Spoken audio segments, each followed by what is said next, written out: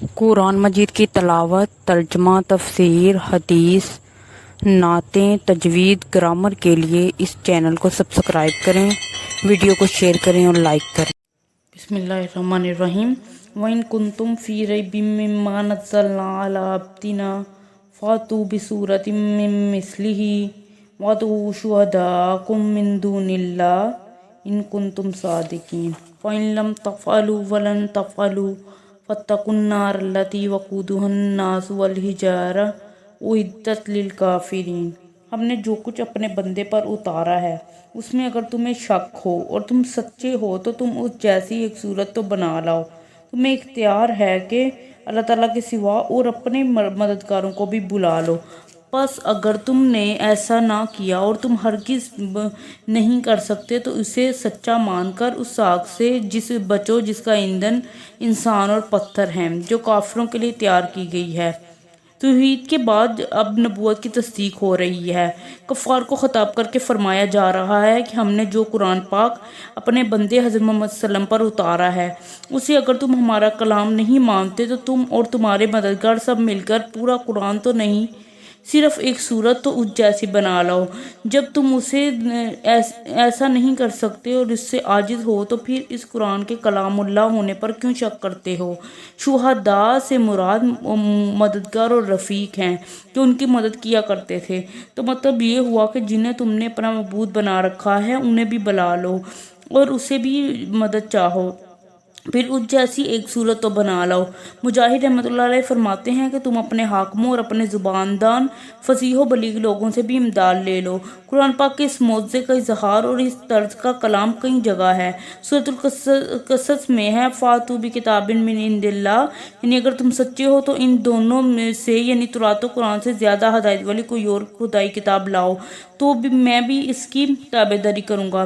سورۃ السبحان میں فرمایا قُلْ إِنِ اجْتَمَعَتِ الْإِنسُ وَالْجِنُّ عَلَىٰ أَن يَأْتُوا، الآخر آئے، یعنی اگر تمام جنات اور انسان جمع ہو کر اور ہر ایک دوسرے کی مدد کرے یہ چاہیں کہ اس جیسا قرآن بنائے تو بھی اس کے امکان میں نہیں۔ سورۃ الہود میں فرمایا ام یقولون افتراہ قل فاتوا بعشر سور مثلہ، الآخر آیا، یعنی کیا یہ لوگ یوں کہتے ہیں کہ اس قرآن کو خود اس پیغمبر نے گھڑ لیا؟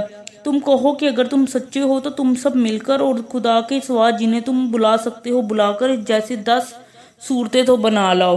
سورۃ یونس میں ہے وما کان ھذا القرآن ان یفتروہ من دون اللہ ولکن تصدیق الذی بین یدیہ، الآخر آئے، یعنی یہ قرآن اللہ تعالیٰ کے سوا اور کی طرف سے گھڑا ہوا نہیں بلکہ یہ اگلی کتابوں کو سچانے والا اور کتاب کی تفصیل ہے جس کے خدائی کلام ہونے میں کوئی شک نہیں، جو رب العالمین کی طرف سے ہے۔ کیا یہ لوگ اسے خدا خواستہ بناتے ہیں، خود ساختہ بناتے ہیں؟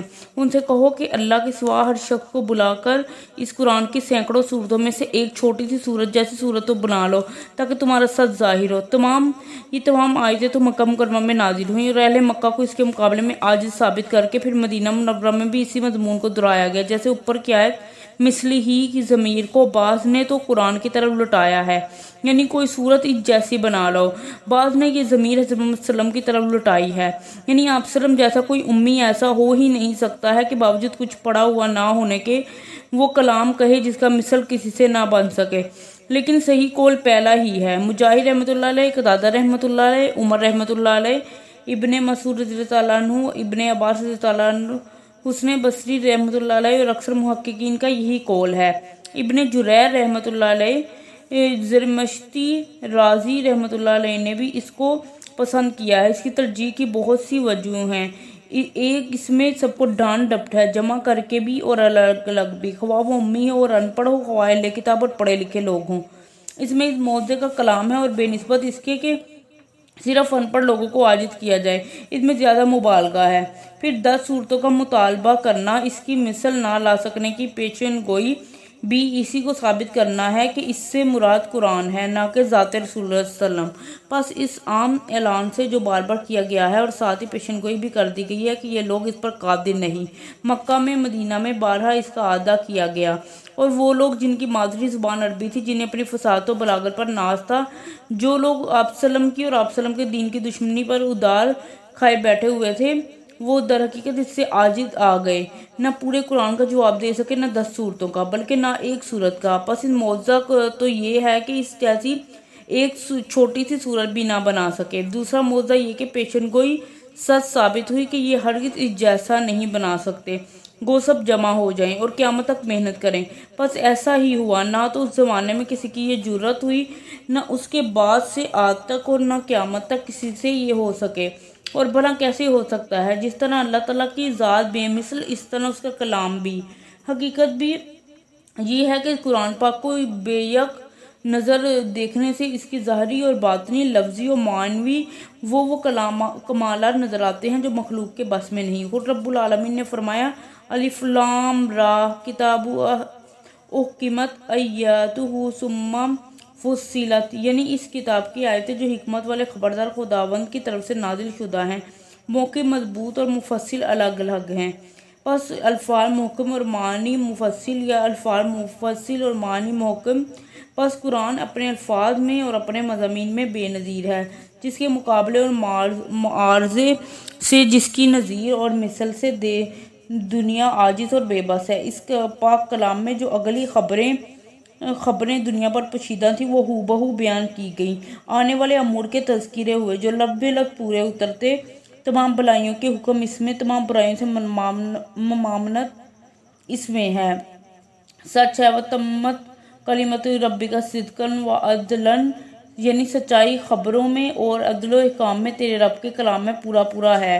یہ پاکیزہ قرآن پاک کا سارا حق و صداقت، عدالت و ہدایت سے پور ہے۔ نہ اس میں واہی تباہی باتیں اور نہ اس میں ہنسی مذاق، کذب و افتراء جو شاعروں کے کلام میں عموماً پایا جاتا ہے، بلکہ ان کے اشعار کی قدر و قیمت ہی اسی پر ہے۔ مقولہ مشہور ہے کہ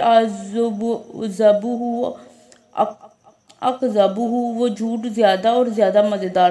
تم دیکھو گے کہ لمبے لمبے پرزور قصیدے مبالغہ اور کذب آمیز یا تو عورتوں کی تعریف و توصیف میں ہوں گے، یا گھوڑوں کی اور شراب کی ستائش میں ہوں گے، یا کسی انسان کی بڑی بڑی مد و تعریف میں ہوں گے، یا اونٹنیوں کی آرائش و زیبائش، یا بہادری کے پرمبالغہ گیت، یا لڑائیوں کی چال بازیوں، یا ڈر خوف کے خیالی منظروں کے بیان میں ہوں گے، جس سے کوئی فائدہ نہیں، نہ دین کا نہ دنیا کا۔ صرف شاعر کی زبان دانی اور اس کی قدرت کلام ظاہر ہوتی ہے، اور بس۔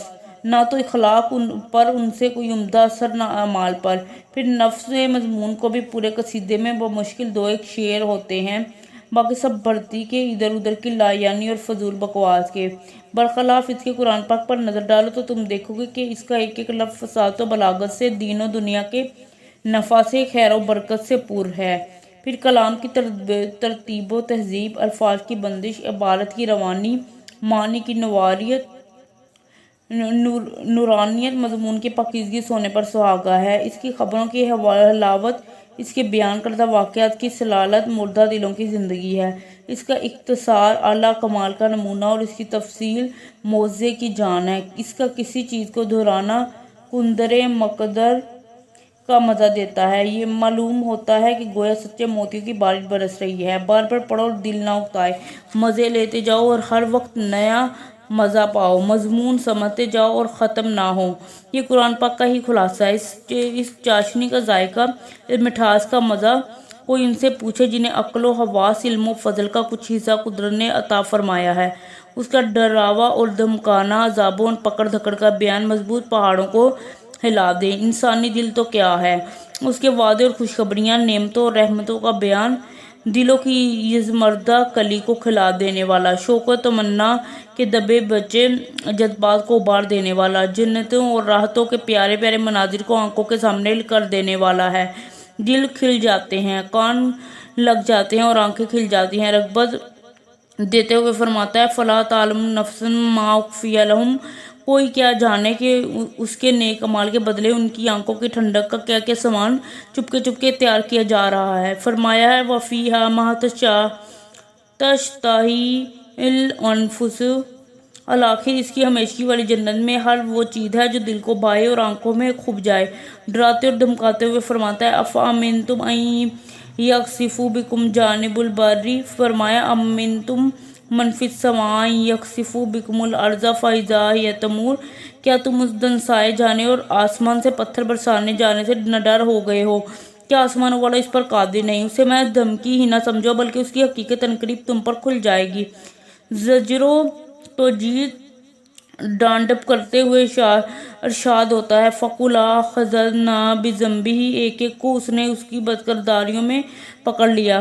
बेतर्ज वाज़ा और नसीहत बयान होता है, अफ़राइता इन मुतअम्हुम सनीना अल-आखिरा, यानी अगर हमने कुछ साल उन्हें फ़ायदा भी दिया तो क्या हुआ? आखिर वादे की घड़ी आ पहुंची और इस जाहो जलाल ने कोई नफ़ा ना पहुंचाया। गर्ज कोई कहाँ तक बयान करे, जिस मजमून को लिया उसे कमाल तक पहुंचा के छोड़ा है, और तरह तरह की फसाद व बलागत, हलावत व हिकमत से मामूर कर दिया है। हुक्म काम रोक टोक कर देखिए। हर हुक्म अच्छाई भलाई नफ़ा और पाकीज़गी का जामे, हर ममानत कबाहर रजालत और नदात और खबासत की काते है। इब्न मसूद रज़ियल्लाहु फरमाए वगैरह इस्लाफ उम्मत का कौल है कि जब कुरान में या अय्युहल्लज़ीना आमनू सुनो तो कान लगा दो कि या तो कोई अच्छाई का हुक्म होगा या बुराई से मना किया जाएगा।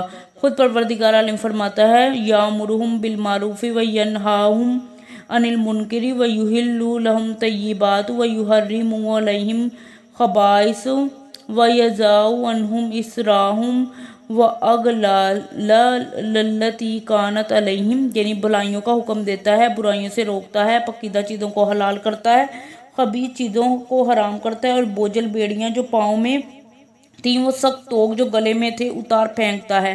क़यामत के बयान की आयतें, वहाँ के होलनाक मंजल, जन्नत व दोज़ख का बयान, रहमतों और जहमतों का पूरा पूरा वस्फ, औलिया अल्लाह के लिए तरह तरह की नेमतें, दुश्मनाने खुदा के लिए तरह तरह के अजाब, कहीं बशारत है, कहीं डरावा है, कहीं नेकियों की तरफ रगबत है, कहीं बदकारियों से ममानत है, कहीं दुनिया की तरफ ज़हद करने की, कहीं आखिरत की तरफ रगबत करने की तालीम है।